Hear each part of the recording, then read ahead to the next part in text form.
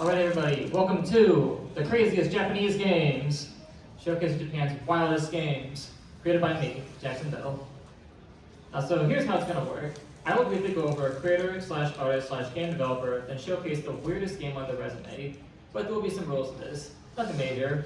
The first is one game per creator, no franchises, which includes the likes of Parodius or the Choinichi series, even because I want to focus on solo games rather than ones that span more than 4 installments.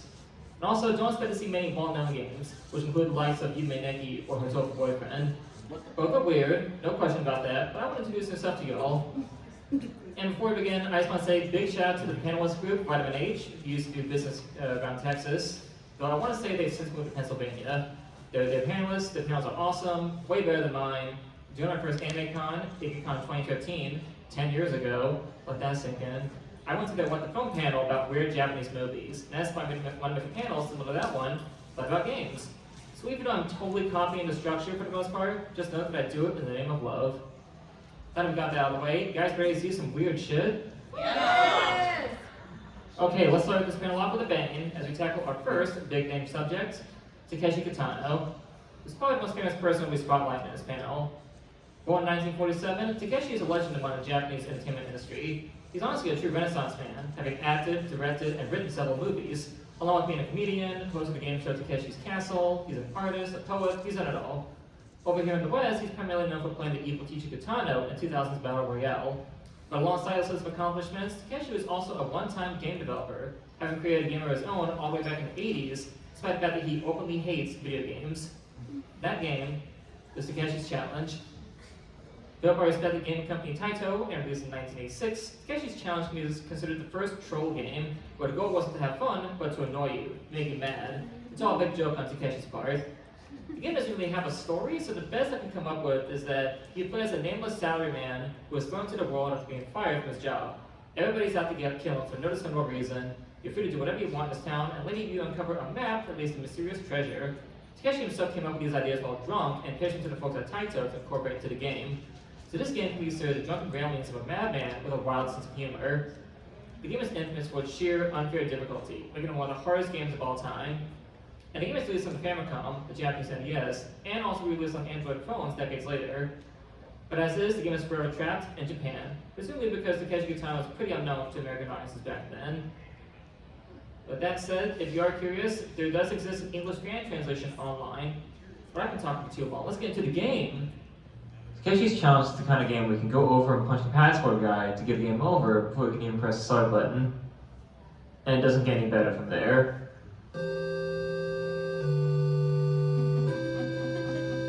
Now on the surface, the game seems simple enough. You can walk around town, jump 50 feet in the air, and punch anybody you meet. Unfortunately, you're going to run into trouble with the Yakuza, who will drain you of your health no matter how hard you attack or how fast you run away. And if you die, you're kicked right back to the beginning of the game, as the game has no save feature, so be prepared to see this game over screen several times. Madness sets in almost immediately when you listen to the score, which consists of only one song, a really irritating one at that, on a loop.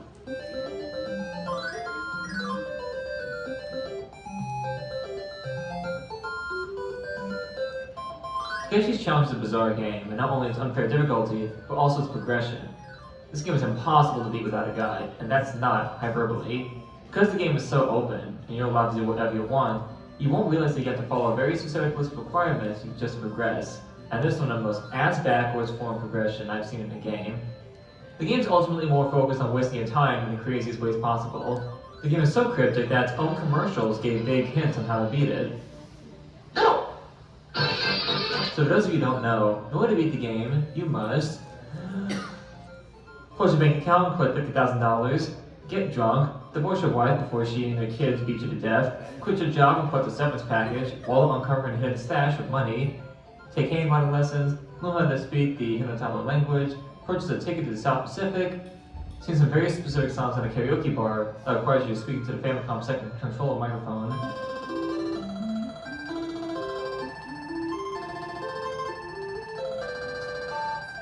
beat up some invading Yakuza, and acquire a treasure map from this random old man. But the map's blank, so you need to either stare at the screen for 5 minutes and cry, quote unquote, in the second controller microphone, or do nothing for 1 whole hour. And if you fail, you have to sing those 3 songs all over again.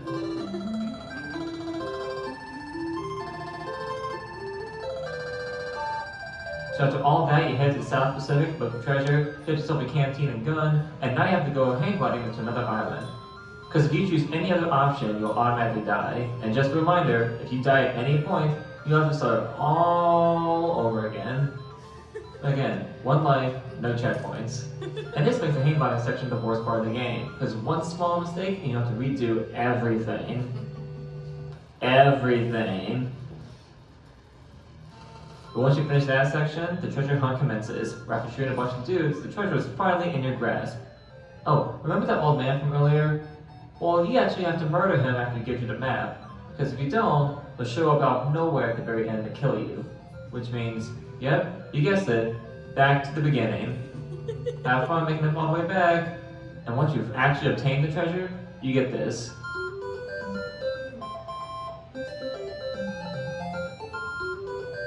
Well, at least he's honest. So for those who can't read, it says, "You actually bothered to finish this crappy game? Sucker. Don't take it so seriously." You're not tumble. I just want to say, we're about to go from talking about one of the legends in Japanese entertainment to this guy, Yoshihisa Kurosawa, aka Kaoru Kurosawa. Born in 1971, Kurosawa is a businessman, journalist, essayist, and former game designer back in the 90s. Kurosawa's writing often explores very controversial and taboo subject matter, which extends to his games. Kurosawa got into game development at a young age, making unlicensed games that tackle contemporary Japanese politics and controversial topics. He even owned his own piracy website where you could illegally download video games on floppy disks. One of his games was the story of Kamakushiki Village, which was a management sim meant as a satirical jab at the then-rising Amishimikyo cult. But his true magnum opus, and the game I'm about to discuss, came in the form of Hong Kong 97. Released in 1995, Hong Kong 97 was developed and published by Kurosawa's company Happysoft as an unlicensed game for the Super Famicom. The reason for this? The game came about from Kurosawa being fed up with Nintendo's strict guidelines and monopoly of the Japanese gaming industry that hurt independent developers like Kurosawa. And when he sent a cease and desist letter to his piracy site ordering it to be shut down, that's when things got personal. So as one giant middle finger toward the games industry, Kurosawa set out to make the worst game he could, filling it with political commentary, controversial imagery, and the worst gameplay you could imagine. The game itself was made in a week. Kurosawa wrote the game's entire story and collected all the game's assets within a single day, and he got an anonymous friend who worked at Squaresoft to handle programming. To this day, we still don't know who that guy is. The game was available only on Kurosawa's piracy website as a download, while physical copies come with floppy disks that could only be played on pirated hardware. And Kurosawa didn't expect much from this game. He just hoped that everybody would forget about it and it would fade away into obscurity. And indeed it did. Until 2014, when Angry Video Game Nerd covered the game in an episode, thus spreading word on the game's infamy that continues to this day. So if you're curious about playing this game, the ROM of it is available online. But would you want to, is the question.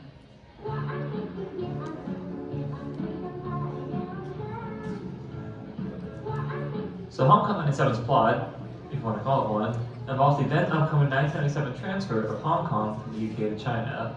But this resulted in a whole bunch of ugly reds swarming Hong Kong and increasing the crime rates. To combat this, the Hong Kong government summons Bruce Lee's relative, Chin, to wipe out 1.2 billion communists, which was the entire population of China at the time. But behind the scenes, the Chinese government decides to unleash their own secret weapon. Late President of China, Deng Xiaoping, who has been converted to a giant floating head that tries to crush you. Eerily, Tom is based on then President of China, Deng Xiaoping, who will later die in 1997. Coincidence?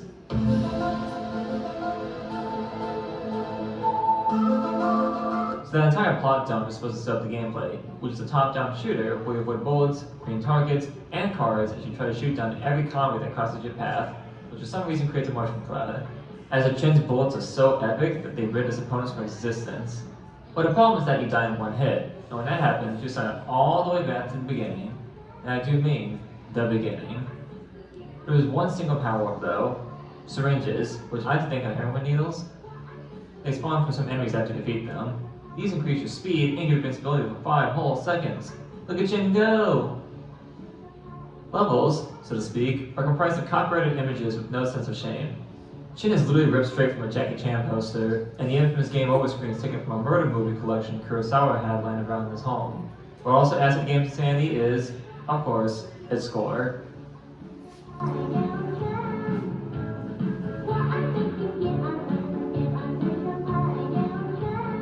Though I say score in air quotes, the game's one and only music track consists of a 6-second loop of the famous Chinese children's song, I Love Beijing Tiananmen. The reason for the song's short length was due to memory limitations on the floppy disk. Aside from that, there's zero sound effects and the game never ends. Tong's giant floating head can be considered a boss fight, again air quotes, but once he's dealt with, the game resumes as normal with no ending in sight. Kurosawa set out to make the craziest troll game he could, and it's safe to say, he succeeded.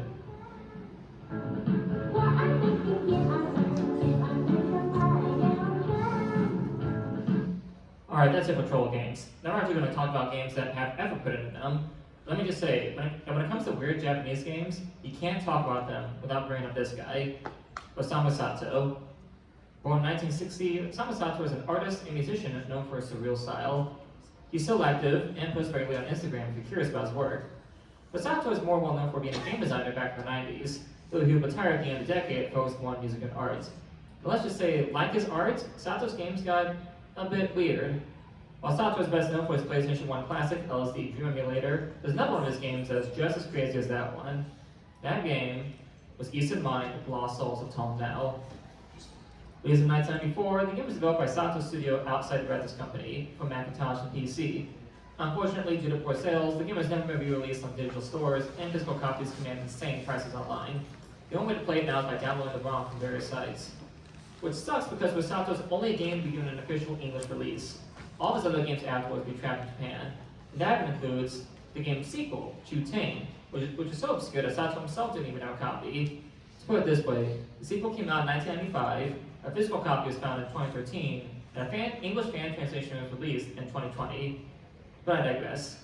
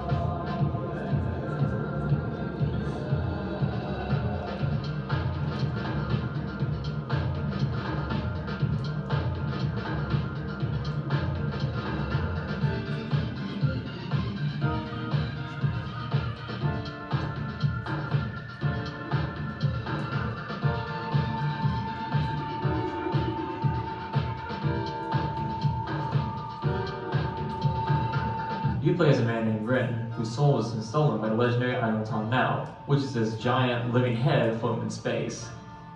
Thus, you have to venture forth to retrieve your soul before you die in emptiness, which you're able to do after your friend lends their temporary soul to you.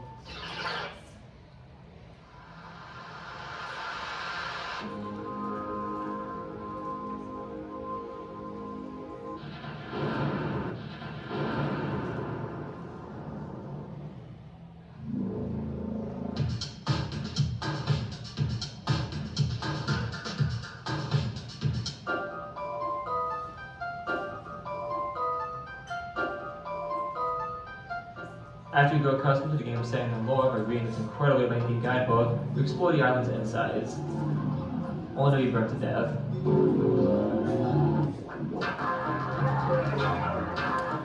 Now resident of the island, you're given a chance to retrieve your soul and discover yourself by retrieving 9 nameplates, which you will use to acquire the 5 Nagatamas needed to retrieve your soul. To earn a nameplate, you have to live out 9 different lives, each ending with you dying, then reincarnating into your new life with the help of the Tree of Life. Rinse and repeat until you collect all the nameplates.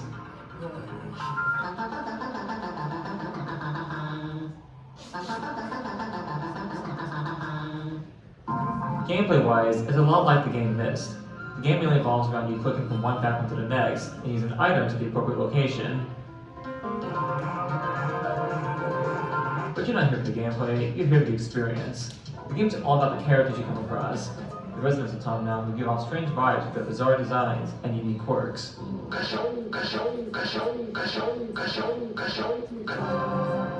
basic gist of the game involves you picking and choosing which reincarnation you want to play as. Then explore the various sections of Tom Now, looking for a way to end your life and acquire the next nameplate.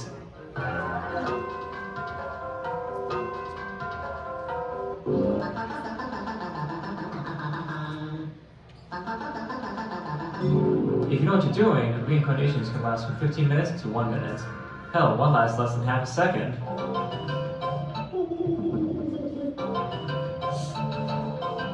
And some of them just get plain weird. Like the reincarnation Zen, who is forced to guard the Mon Qian. Zen is permanently entrapped in ice and can't move his body. All you can do is look around while Zen complains about his current condition. After a few minutes of clicking the side of the screen, you're suddenly crushed by a giant boot, which belongs to yourself. From the past. Don't think about it too hard.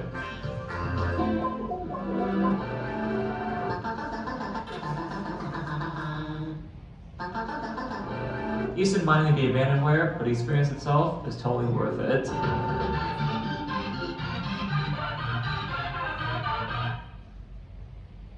Alrighty, you guys like Sega? Yeah. Because we're about to take a gander at one of their auteurs. One I'm sure not many have heard of.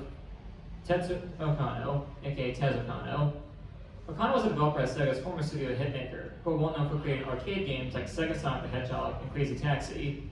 A self-proclaimed Sega fan, Okano himself would be involved in games like Astro Boy and Mega Factor, alongside Gunstar Superheroes. Both games aren't very well known, but are considered cult classics for their unique styles and fun gameplay. Sadly, Okano's career at Sega ended after his last game, Thunder Force 6, garnered extremely negative reviews from Japanese fans of the franchise that ended up killing the series. He would leave Sega afterwards to start his own company, Uga Inc., in 2014, which is still around to this day. But before all that, Okano created one of Sega's wildest games, the one very few have heard of. That game was Sega Gaga. Released in 2001 as an exclusive to Sega's Dreamcast, the game is developed by Okano, a Hitmaker, and published by Sega itself. The game, a self-described Sega simulator, is primarily a parody of the real-life battle between the Dreamcast and Sony's PlayStation 2, which dominated the console wars, to the point where Sega had to admit defeat and give up on console production. As such, the game never got a worldwide release, being confined to its home country. But the game's production history is as crazy as the game itself. So the game was developed in secret for 2 years, with a very small budget. After being pitched to Sega multiple times, the game was given a green light, but its post-production proved to be a trip as well. The game's entire marketing budget was $200. Not 200,000, 200. Okano spent half that money on a wrestling mask, where he then went to local game stores to drum up publicity for the game, which garnered a newspaper ad. The game itself can be seen as Dreamcast's swan song, as it was one of the last games for the console, and a fitting send off to Sega as a console manufacturer. And if you think about playing the game for yourself, good luck. There have been multiple attempts by fans to translate the game in English, but progress for all have been insanely slow. That said, Okano himself is very supportive of a potential fan translation if one eventually comes out.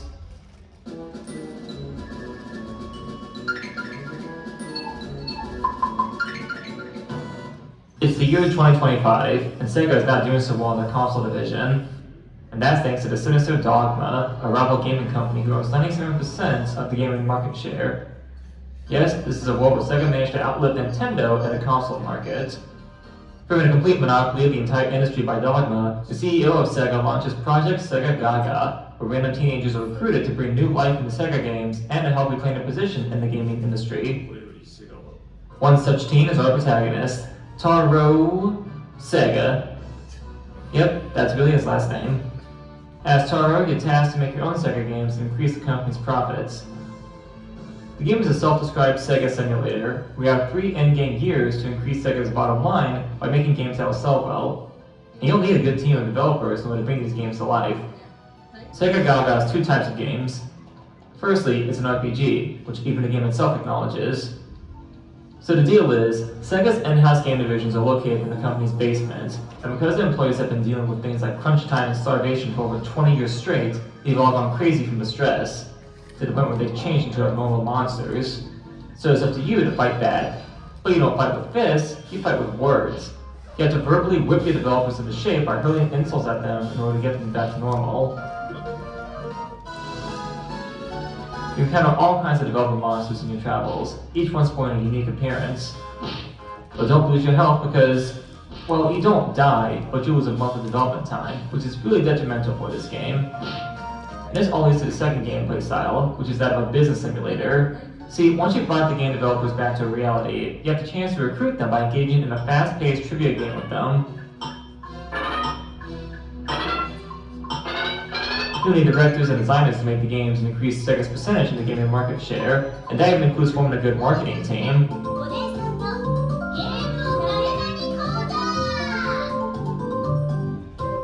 With the teams, you have the choice of making a few high-quality games or a ton of cheap shovelware titles that will quickly increase your profits.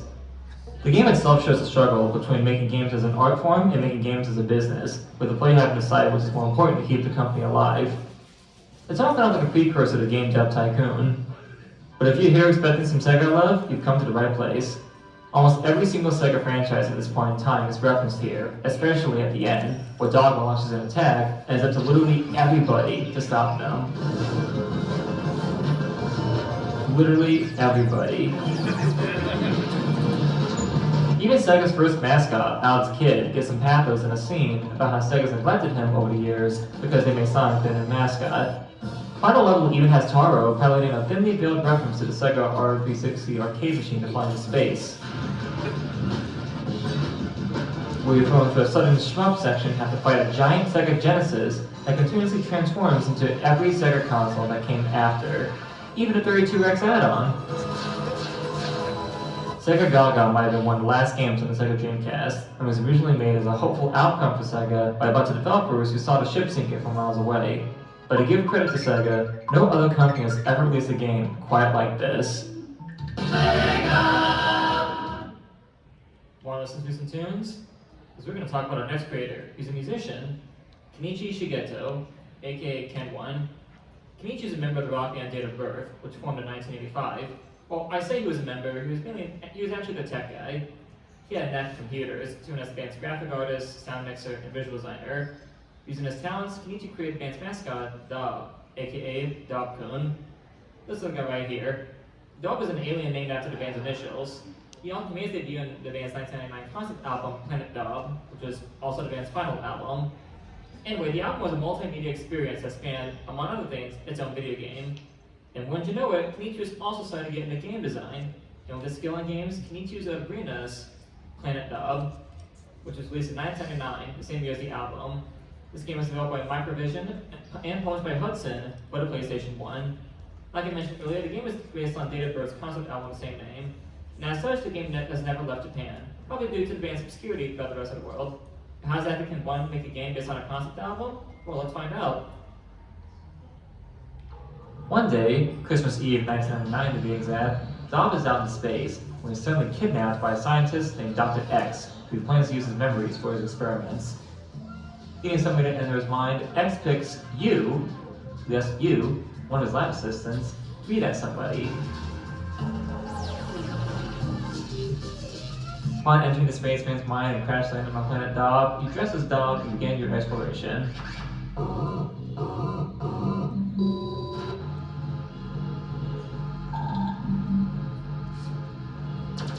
So to recap, this game is called Planet Dog, yet you don't play as the actual Dog, instead you play as a guy dressed like Dog, exploring Dog's subconscious. Everybody got that? Yeah. Good! The gameplay is hard to describe. The goal is to run around these hub worlds collecting these living cubes known as bits. There are 144 of these bits out there, and how do you get them? Well, you either find them on the open and collect them with a specific whistle, or you perform minigames to acquire them.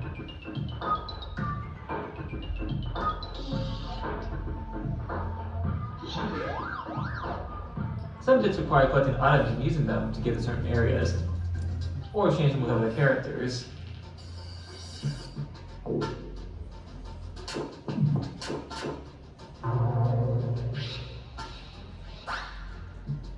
Once you collect your bits, you'll need to deposit them, otherwise you'll encounter some jerk who'll steal them from you. And then you have to collect them all over again. So in a way, this game has the design of adventure collectathons like Banjo-Kazooie, the psychedelic aesthetic of Space Channel 5, and a gameplay loop of Sonic 3D Blast. The bits are the only way to progress in the next hub world, because you try moving on otherwise.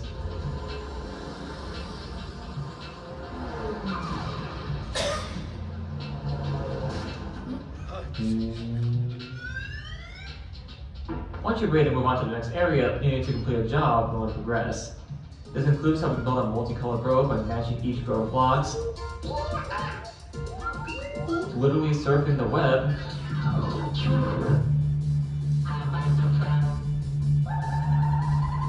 and Buster Brothers. Like, it's literally Buster Brothers. This time in unique angles. Well, interesting that the minigames aren't worth busting your butt over. Get it? Buster Brothers. Bust your butt? Anyway, I'm bad at ending these, so how about some more cutscenes?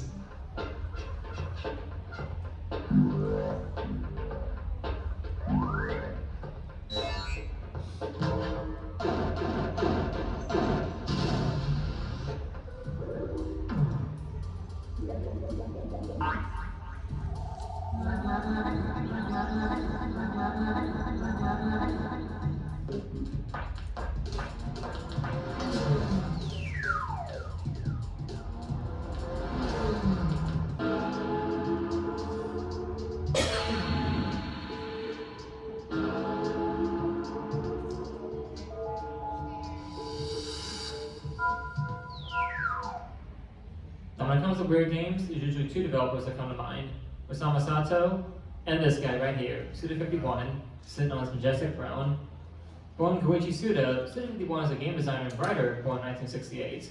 He's basically a cross between David Lynch and Quentin Tarantino, since his games often combine high-octane, crazy action with very surreal storytelling filled with symbolism, over-the-top comedy, and thematic depth, all with a very punk rock look and feel to them.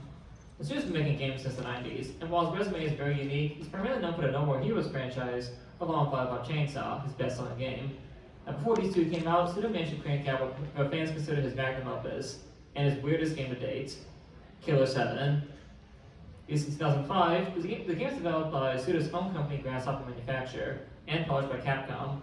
The game itself involves the titular Killer 7, aka the Smiths, a group of government-backed assassins who are the seven split personalities of a frail old man, as they fight off against the evil terrorist group Heaven Smile. The battle will entail the uncoverment of several government conspiracies, comic book assassins, Afro-cult leaders, and luchadors. The game was initially released on the Nintendo GameCube. It got a pretty bad PS2 port, but was re-released on PC many years later to better reception.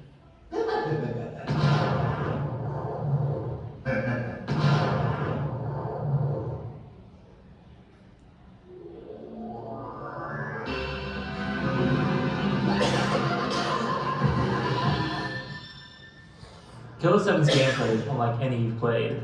For one thing, you move by holding down a button. Not the control stick, a button. You're constantly on rails with no freedom to roam the environments, save for frequent forks in the road. Combat, though, is something else entirely.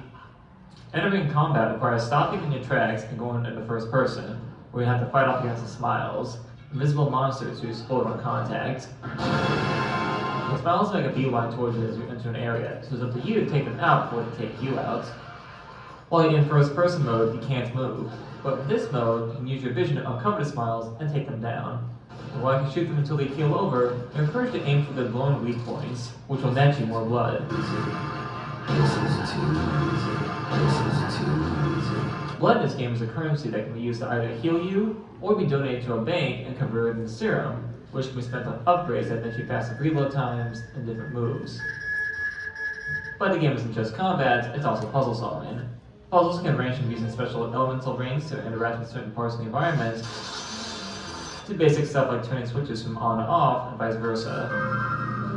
But the main draw of the game is the ability to play as all 7 members of the Smiths, who all have their own unique weapons and abilities. For instance, Coyote can pick locks, Mask can use his grenade launchers to destroy breakable walls, and Coyote can do this.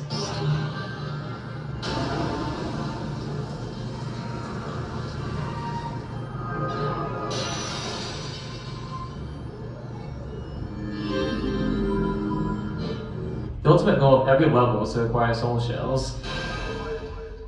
These can be used to get through the toll, which we need to do in order to get to your target and finish the level. So to summarize, the gameplay is 1 part survival horror, 1 part rail shooter, 1 part adventure game, 1 part action game, 1 part first person shooter, and 1 part RPG. So that's how the game works. As for the plot, well... Would you like to join me for a game of Russian roulette? If you win, I'll let you in on a little secret. How to hit on women with 100% success. If you lose, then I want you to kill the president.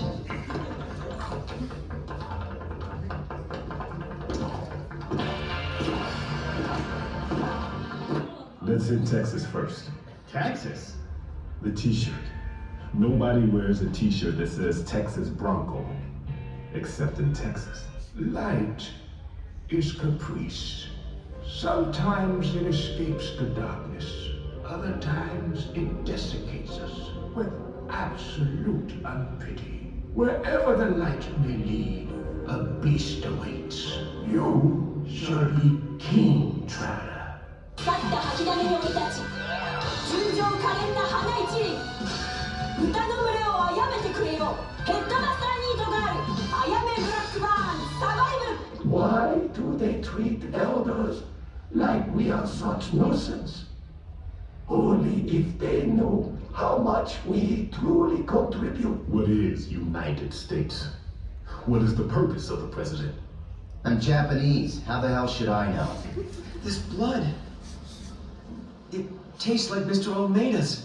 Oh my God! I can't hold back! Oh God! I'm coming! I told you, this is real. We want more art house games. So the next creator is Tomini Sakuba. This is the best photo I can get of him. Born in 1959, Sakuba is primarily a surreal horror artist whose works feel like a combination of H.R. Giger and Salvador Dali.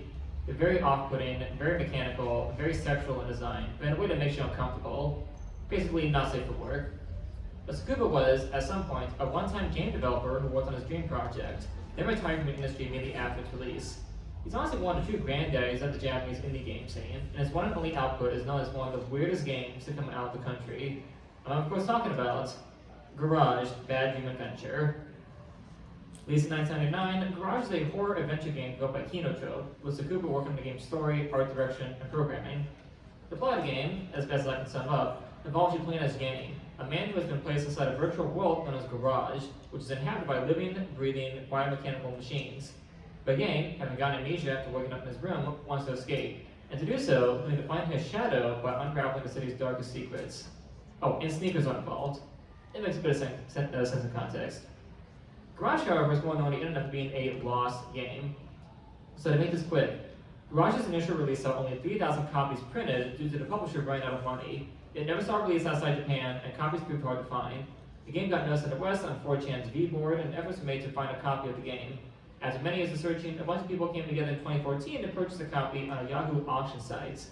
The game's ROM was uploaded online and given an English fan translation in 2020. But its whole search allowed Sakuba to realize that there is now more interest in Garage than before. So in 2021, Garage was given an official English release on mobile phones, completely remastered, and came with new quality of life updates that make the game far more playable today. The remaster will later see a port to PC and Switch. The loss of the scuffle of all of this is one thing. Is Garage even worth playing? Was all this time, effort, and money to find a single copy of the game worth it?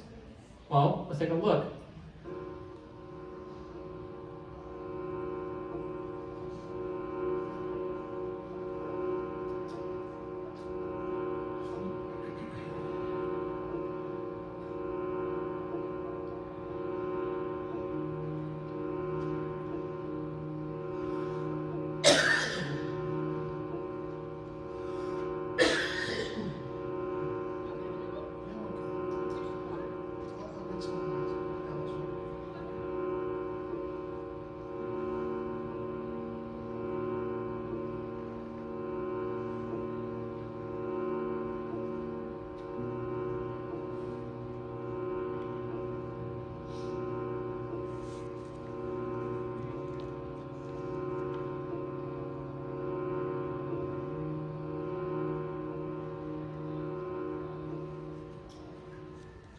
Garage is a special kind of game, where there's really nothing else like it.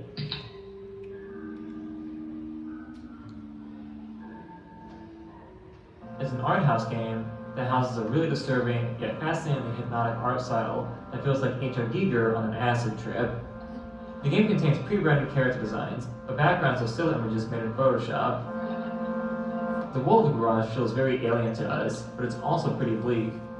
The atmosphere feels very oppressive and claustrophobic, not helped by the very minimalist and often droning soundtrack.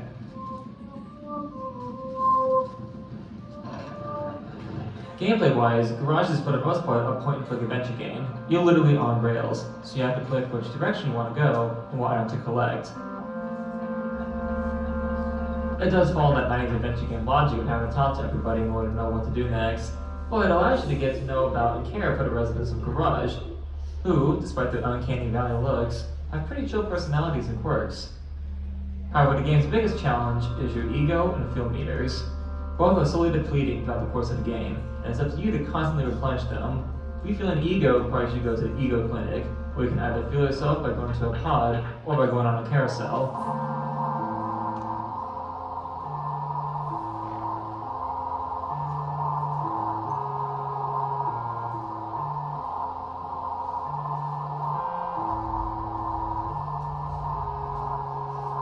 Replenishing your fuel is another thing. You have to attend milky fuel stations, where you have to pay and pick which woman you'd want to replenish yourself.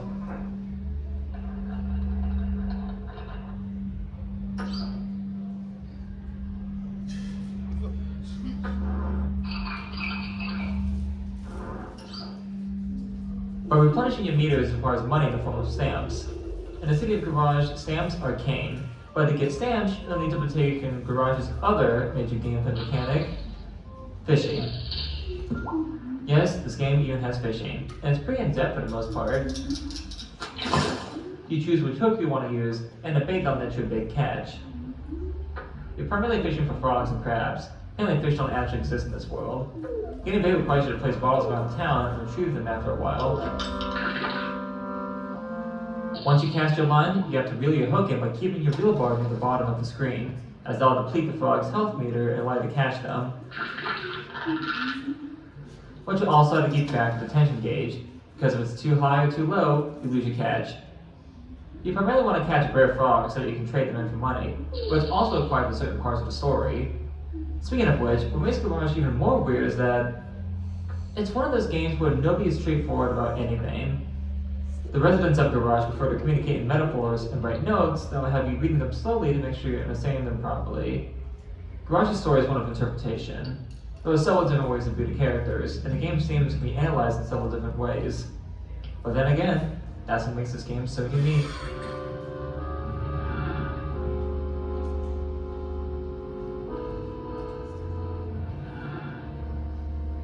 You know, I've been showing you guys some pretty creepy stuff, so let's take a breather and get wacky, with help from Shinya Satake.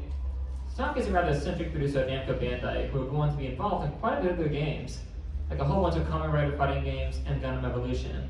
He's actually been involved in the production of a lot of the licensed games lately, more so than ever. However, before all that, Satake had directed and produced one game, a very unique one at Namco that was inspired by Satake's childhood of sitting in the back of his classrooms. I'm talking about the great and mighty Muscle March. Muscle March was developed and published by Namco Bandai and released in 2010. It was initially supposed to be an arcade game involving dual joysticks, but was cancelled for being too similar to another arcade game at the time. However, the concept was so intriguing that the game would instead be ported to the Wii, specifically as a downloadable WiiWare game. How was the Wii integral to its survival? Well, let's see.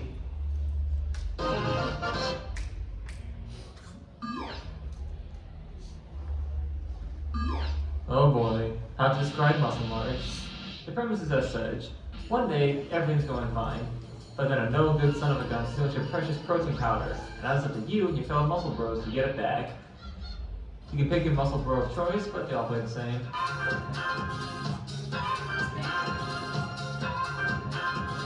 Alright, chase time. The game makes a sense of use with the Wii's motion controls. The person you're chasing will make a silhouette in the wall, and it's up to you to move your arm to the Wiimote nunchuck to correlate with the controls left behind. As the chase goes on, you lose one more of your teammates, which increases the tension as you're given less room to fail.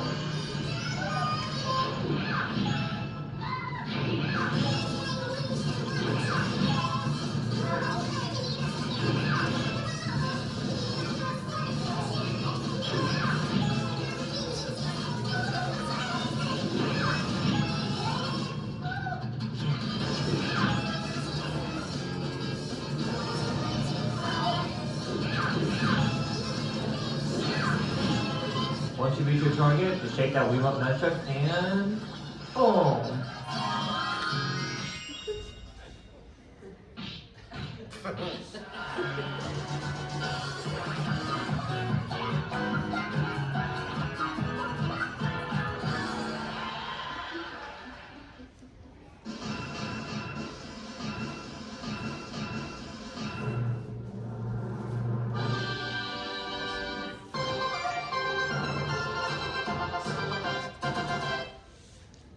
Alright, so for our next one, we're going to play with the rules for a bit and talk about a company, namely Enix.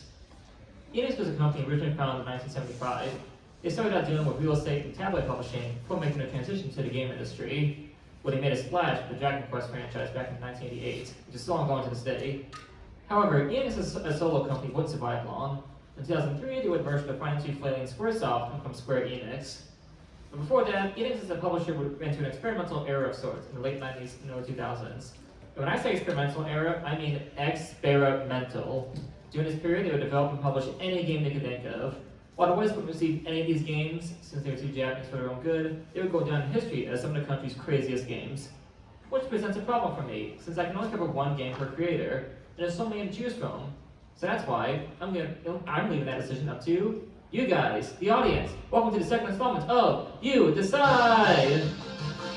The Impromptu Game Show. I rely on you guys to choose the next game for me. I have 2 games by Enix for you people to pick, and they're behind these 2 doors. Door 1, you want something sexy and provocative. Or door 2, you want something intense, mind-bending, explosively action-packed. Only one of these doors can be chosen, and we'll put it to a vote. The loudest reaction wins. Make some noise if you want door 1. Door 2. I don't know how to judge that. I don't know, do you want door 1? Someone say Alright, behind door 1 is Super Galgelic Hour!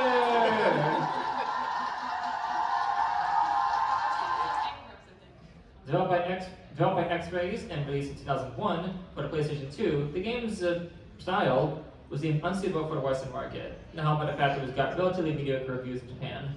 The Super Galgelic Hour, for those who don't know, is a party game where you play as 4 QTs, that's QT, who were previously stuffed animals that were hit with a radio wave that transformed them into busty young women. The premise is that you're on a game show hosted by Sista that's being broadcast across the entire galaxy into a pirate satellite channel called QT's Jack TV. So imagine sexy Teletubbies meets Mario Party.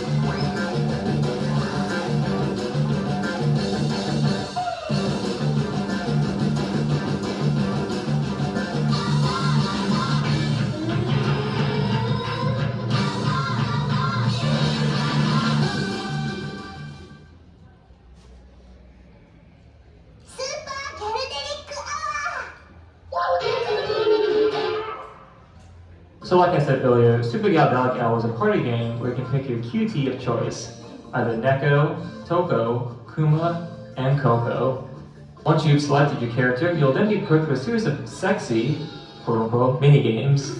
Such mini-games include Whack-A-Mole, High Quick Draw,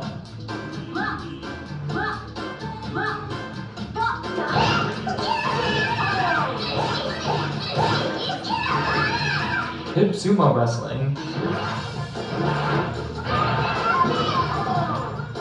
Jump Rope,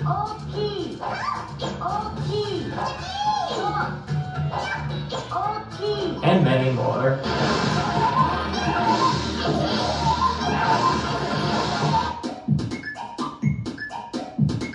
Upon winning, you get to launch your opponent out of a cannon.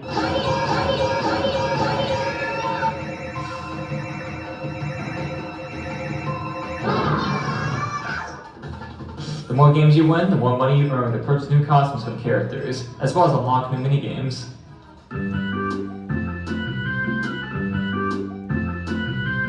Now let's be honest, there's only one reason why this game was made.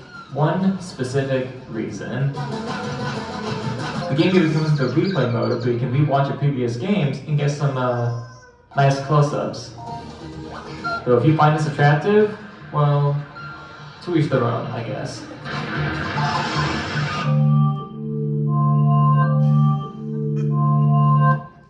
Alright, next up will be our final game of the showcase. So let's end this panel with a bang as we discuss our final creative figure, Screaming Mad George.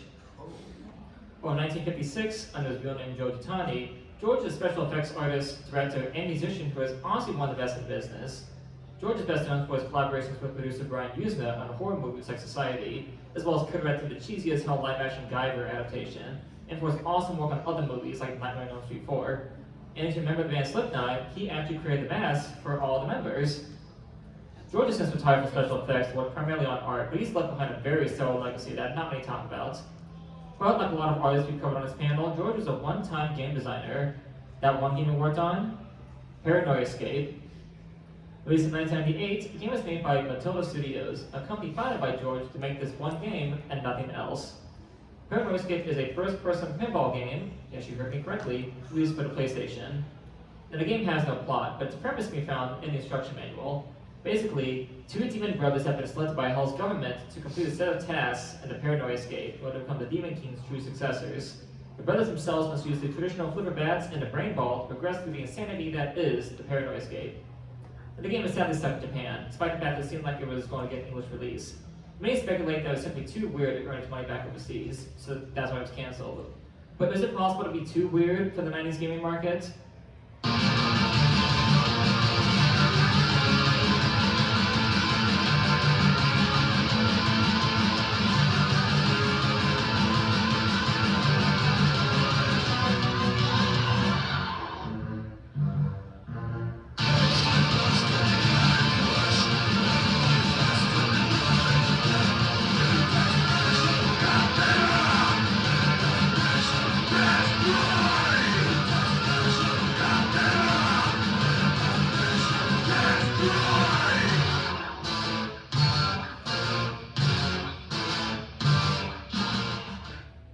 What happens when you let the guy behind these?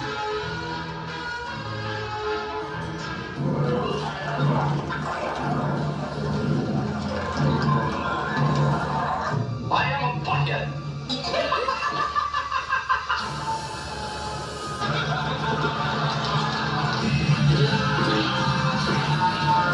Make his own video game? You get Paranoia Escape, a first-person pinball game set in hell itself.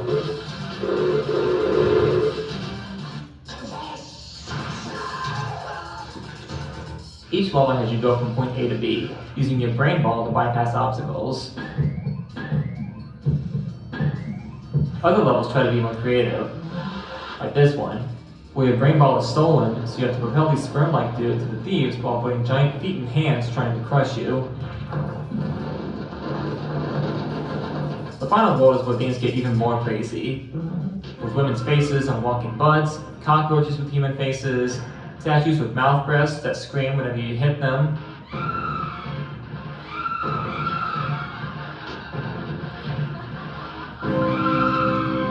And whatever this is.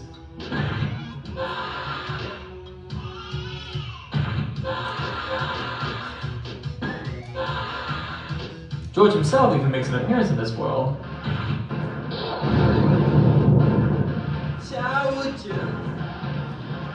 The game's final level, however, goes completely 180. You hit these elemental switches to create this mechanical baby doll that looks like something Sid from Toy Story would have made. You then control this doll and have to reunite these two spirits while avoiding zombies.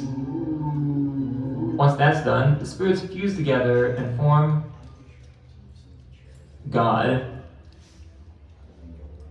And that's it. The game thanks you for playing through George's surreal world, and it promises a sequel that sadly never came. Now, Paranoia Escape isn't so much a game. It's very easy, takes about 30 minutes to beat, the story is non-existent, and there isn't much in the way of replayability. No, Paranoia Escape is more of an experience. A way for Screaming Mad George to showcase his own interactive art gallery of the morbid and macabre. A way to experience some of the strangest levels, textures, and designs in the PlayStation 1's history. And it can all be found in Screaming Mad George's Surreal World.